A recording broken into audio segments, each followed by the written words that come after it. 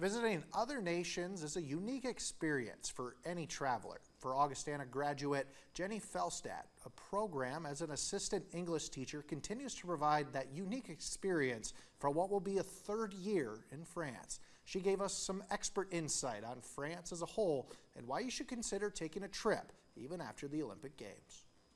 Paris is roughly 4,500 miles away from us, and flights can cost nearly $2,000 depending where you fly from.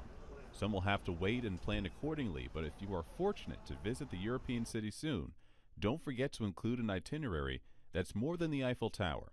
Jeni Fjelstad says you will see it up close, but also in almost every manner throughout the city.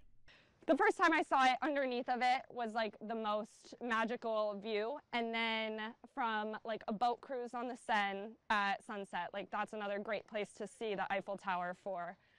If you go to Trocadero, right across from the Eiffel Tower, you can really get a side view of it, and that's really amazing. She also took the time to scale the massive structure, which is a solid but doable challenge that our morning anchor, Bailey Peterson, tried to replicate on a Stairmaster. After experiencing this Paris icon, Fjelstad recommends fueling up with some French cuisine.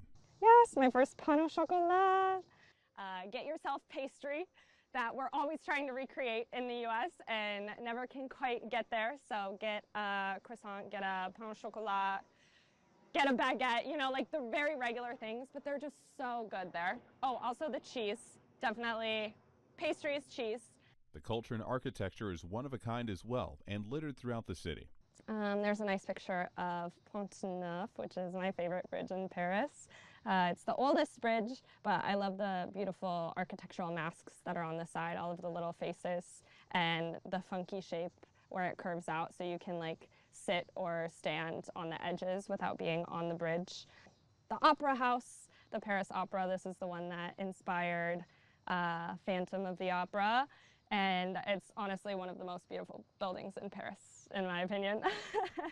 So it's just like got so much gold coating on it and so many beautiful sculptures, and it's all about art and music, and it's just really fantastic. So that's one of my favorite places to see, and the inside is just as gorgeous as the outside.